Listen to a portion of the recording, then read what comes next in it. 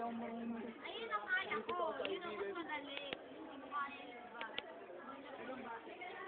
Ito ako sa ibig ko, ito kung bakit. Tingin. Ganda. Hindi ano kung sila, hindi ka maganda. Kung pa nagre-retouch pa, may anak. Uling, meron dyan. Ay, salamat. Ay, ito mo. Sa kabila. Kaya JB. Bakit dapat niyo? Bakit yan? Bakit? Saan sa ano? YouTube. YouTube. At ang gagawin niyo, buburin niyo ano ko. Twitter ko. Edit namin yan, prepare namin yung ang pwede, side door yan, yung side door.